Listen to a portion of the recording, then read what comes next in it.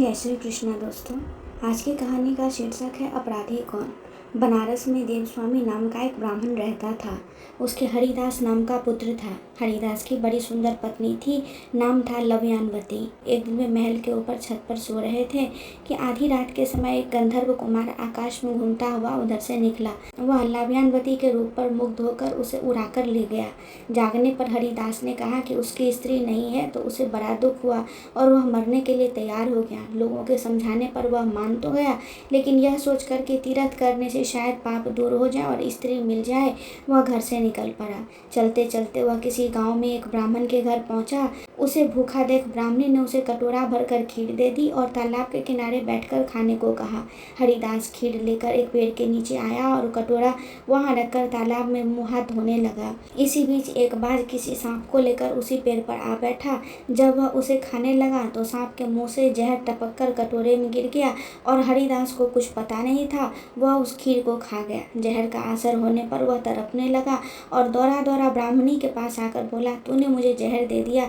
इतना कहने के बाद हरिदास मर गया। पति ने यह देखा तो ब्राह्मणी को ब्रह्मघातनी कहकर घर से बाहर निकाल दिया। इतना कहकर बेताल बोला, राजन बताओ कि सांप, बाज और ब्राह्मणी, इन तीनों में अपराधी कौन है। राजा ने कहा, कोई नहीं। सांप तो इसलिए नहीं क्योंकि वह शत्रु के वश में था।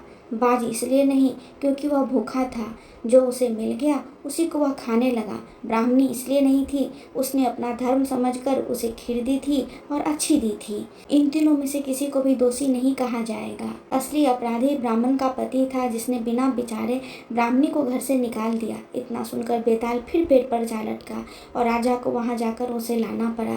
बेताल ने चलते चलते सुनाई नई कहानी। दोस्तों, आज की दूसरी कहानी है चोर क्यों रोया। अयोध्या नगरी में वीरकेतु नाम का एक राजा राज करता था। उसके राज्य में रत्नदत्त नाम का एक साहूकार था, जिसके रत्नवती नाम की एक लड़की थी। वह सुंदर थी। वह पुरुष के भेष में रहा करती थी और किसी से भी ब्याह नहीं करना चाहती थी, जिससे उसका पिता बड़ा दुखी था। इस बीच नगर में खूब चोरियां होने लगी। प्रजा तो दुखी हो गई। कोशिश करने पर भी जब चोर न पकड़ा गया तो राजा उसे स्वयं पकड़ने को निकला। एक दिन रात को जब राजा वेश बदलकर घूम रहा था, उसे परकोटे के पास एक आदमी दिखाई दिया। राजा चुपचाप उसके पीछे चल दिया। चोर ने कहा, तब तो तुम मेरे साथी हो, आओ मेरे घर चलो। दोनों घर पहुंचे। उसे बिठलाकर चोर किसी काम के लिए चला गया। इसी बीच उसकी दासी आई और बोली, तुम यहाँ क्यों आए हो? चोर तुम्हें मार डालेगा, भाग जाओ। राजा ने ऐसा ही किया। फिर उसने फौज लेकर चोर का घर घेर लिया। जब चोर ने यह देखा तो वह लड़ने के लिए तैयार हो गया। दोनों में खूब लड़ाई हुई। अंत में चोर हार गया। राजा उसे पकड़कर राजधानी में ले आया और उसे सूली पर लटकाने का हुक्म दे दिया। संयोग से रत्नवती ने उसे देखा तो वह उस पर मोहित हो गई। पिता से बोली, मैं इसके साथ ब्याह करूंगी, नहीं तो मर जाऊंगी। पर राजा ने उसकी बात न मानी और चोर को सूली पर लटका दिया। सूली पर लटकने से पहले चोर बहुत रोया, फिर खूब हंसा। रत्नवती वहां पहुंच गई। चोर के सिर को लेकर सती होने को चिता में बैठ गई। उसी समय देवी ने आकाशवाणी की, मैं तेरी पति भक्ति से प्रसन्न हूँ, जो चाहे सो मांग। रत्नवती ने कहा, मेरे पिता के कोई पुत्र नहीं है, सो वर दीजिए कि इनके 100 पुत्र हों। देवी प्रकट होकर बोली, यही होगा, और कुछ मांगो। वह बोली, मेरे पति जीवित हो जाएं। देवी ने उसे जीवित कर दिया। दोनों का विवाह हो गया। राजा को जब यह मालूम हुआ तो उन्होंने चोर को अपना सेनापति बना लिया।